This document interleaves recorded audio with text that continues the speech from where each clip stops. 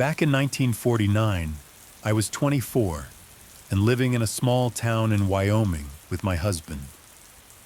We had just bought a modest house outside of Casper, and most of my days were spent either at home or helping out at the little diner on Center Street, where I worked part-time. Life was simple, routine, and predictable, which was something I actually liked after the uncertainty of the war years. The town wasn't big, and most people knew each other by face, if not by name. One evening in late September, I stopped at a gas station just outside of town after finishing a shift at the diner. It was one of those old Sinclair stations with just 2 pumps and a small office where the attendant sat. My husband usually filled the car, but he had been working late at the refinery, so I decided to take care of it myself. It was a cool night, and the sun had already gone down, so the place looked a little lonely under the dim yellow lights above the pumps. As I was waiting for the attendant to finish with another customer, a man walked up toward me from the far end of the lot. He wasn't someone I recognized, but what unsettled me most was that before he was even close enough to really see me clearly, he called out my first name. Not ma'am, not miss, but my actual name, plain as day. He said it with a smile, like he knew me, but I had never seen him before in my life. I froze when I heard him say my name. For a second, I thought maybe I'd misheard, but then he said it again, slower this time, like he wanted to make sure I knew he was talking to me.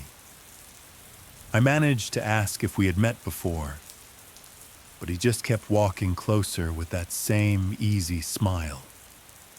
He was maybe in his 30s, clean-shaven, and wearing a dark jacket that looked newer than most of what people around town wore.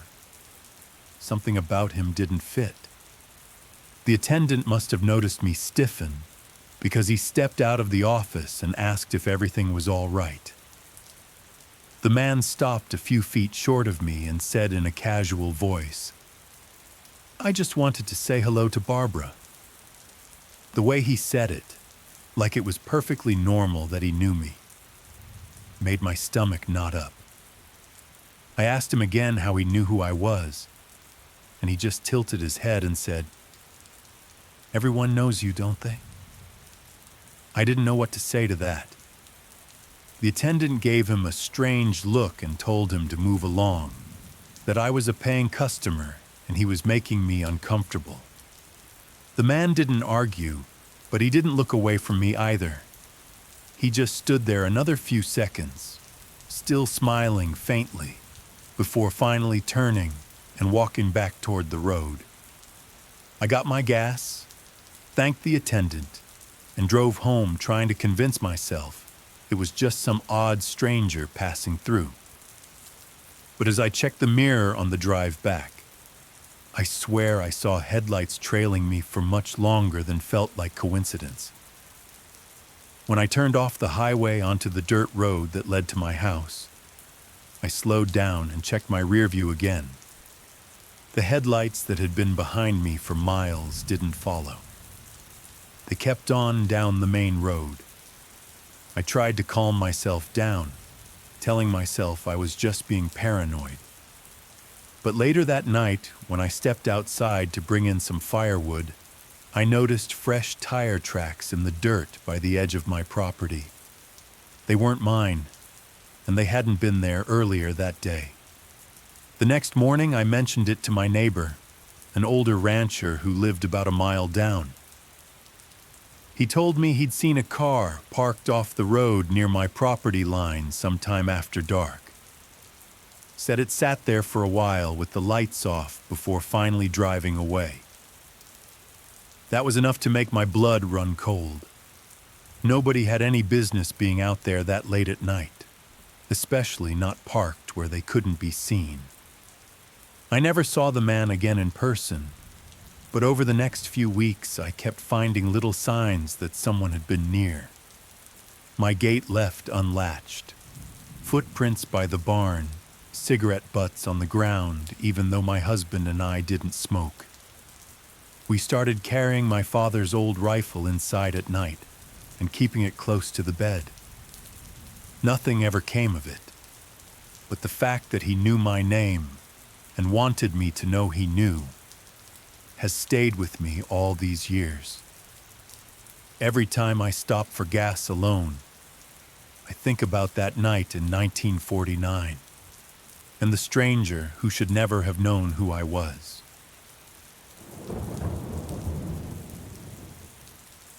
I grew up in Munich, and in 1949, I was still living in the same family house that had somehow survived the war. It wasn't untouched, but it was still standing, unlike so many others around us. By then, most of the city was in a strange transition. Buildings being patched together, families trying to return to something normal. I was 21, living there with my mother. My father had died during the war, and my older brother had moved away to work in Stuttgart. So the house felt much too big for just the two of us. Most of the nights were quiet, except for the occasional noise from people coming home late or a stray dog barking in the street. But one thing started to get under my skin. Every so often, usually when I was in bed, I would hear a faint creak above my room. It was easy to dismiss. The wood was old, and attics always made noise, especially when the temperature changed. Still, the sound seemed deliberate. Sometimes it wasn't just creaks, but something closer to a shuffle or even a faint dragging sound. I didn't mention it to my mother. She was already anxious enough living alone in that big house, and I didn't want her to worry. But over the course of a couple of weeks, I noticed a pattern. The noises almost always came after midnight, and always from the same area, the attic above the hallway. It wasn't constant, but it was just enough to keep me awake, staring up at the ceiling, wondering if I was imagining it. One evening after dinner, I finally brought it up to my mother. I asked her if she had ever noticed sounds from the attic. She looked at me blankly and shook her head, saying she hadn't been up there in months. The attic was mostly used for storage, boxes of old clothes, furniture we didn't need, and some of my father's things. She brushed it off as the wood settling, or maybe mice. But I had lived in that house my whole life. I knew what mice sounded like, and this wasn't it. That night, I decided to stay awake longer than usual. I kept the lamp off and just lay there, listening. Sure enough, a little after 1 in the morning, I heard it again. A slow, careful step, like someone trying not to be noticed. My heart was pounding, but I forced myself to stay still. The sound moved across the ceiling, then stopped. I was sure someone was up there. I barely slept the rest of the night. The next day, when my mother went to the market, I grabbed a chair and opened the attic hatch. I didn't see anything unusual right away. Just the usual boxes, old chairs, and dust everywhere. But when I stepped inside and looked closer, I noticed one of the boxes had been moved. A blanket was half unfolded on the floor, and there were crumbs around it, fresh ones. That's when it hit me. Someone had been sleeping up there. I climbed down from the attic as quietly as I could, my hands shaking. I didn't want whoever was up there to know I had discovered their space. For the rest of the day, I couldn't concentrate on anything. My mother asked me why I looked pale, and I lied, saying I wasn't feeling well. That night, I didn't dare go to sleep. I kept imagining the person climbing down from the attic hatch into the hallway, just a few steps from my room. Around midnight, I heard movement again, but this time it wasn't just footsteps. It was the sound of someone shifting something heavy across the floorboards. I froze, holding my breath, hoping they wouldn't come down. The noise went on for several minutes, then silence. The next morning, I forced myself to check again while my mother was outside. When I opened the hatch, there was no one in sight, but I noticed something terrifying. A small tin cup half filled with water and a plate with a piece of bread. Someone had been sneaking food and water up there regularly. I never confronted my mother about it again. Within a week, the noises stopped, and I never heard them return. But I'll never forget that feeling, lying in bed at night, knowing a stranger was above me, eating, sleeping, and moving around while we lived our lives just below. We never learned who it was, how long they had been there, or why they left.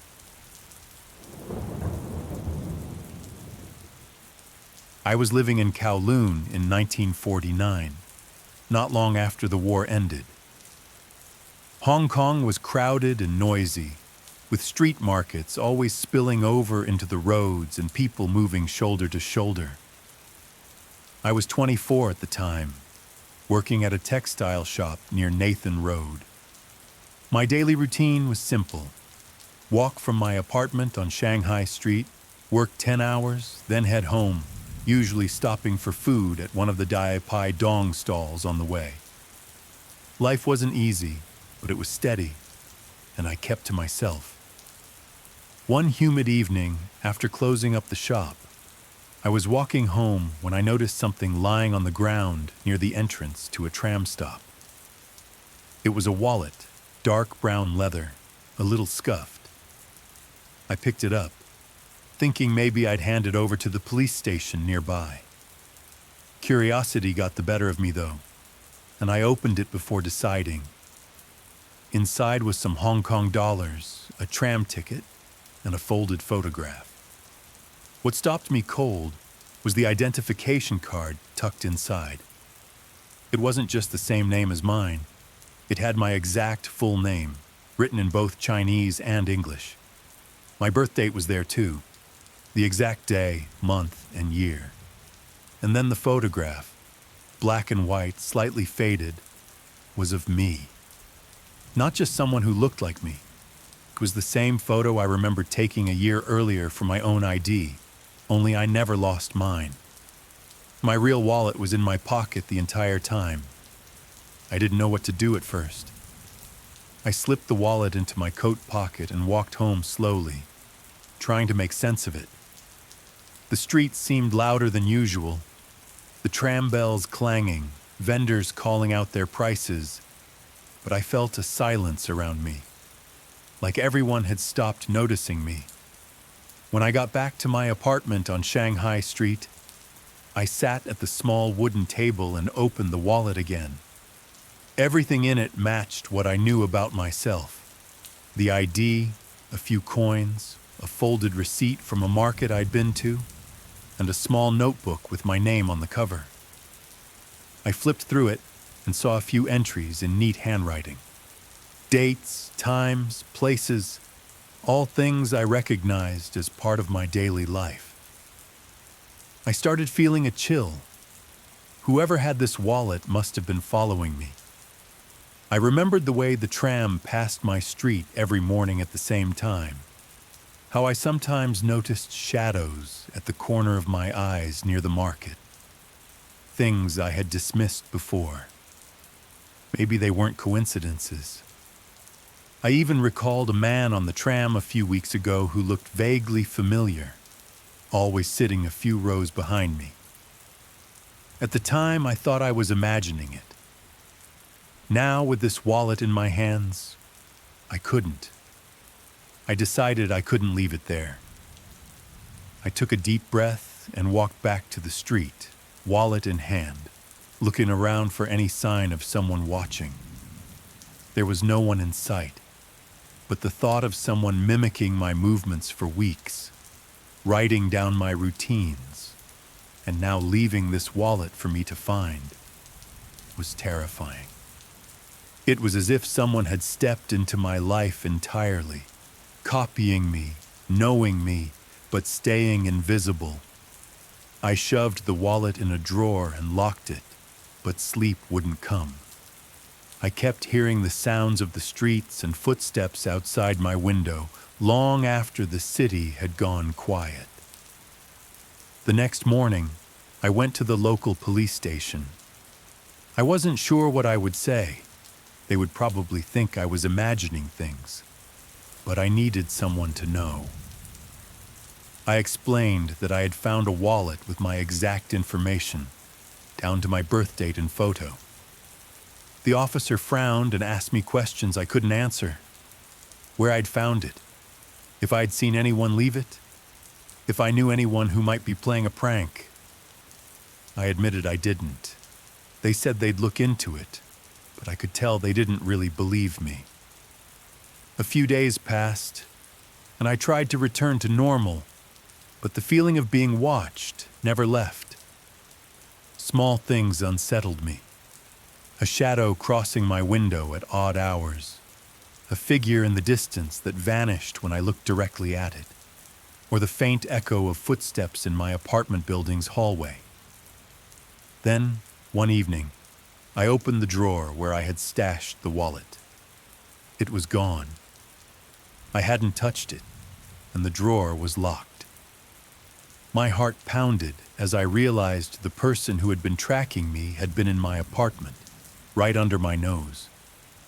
I moved out shortly after that, leaving behind my apartment on Shanghai Street and most of my belongings. I never found the wallet again, and I never discovered who had made one with my exact identity.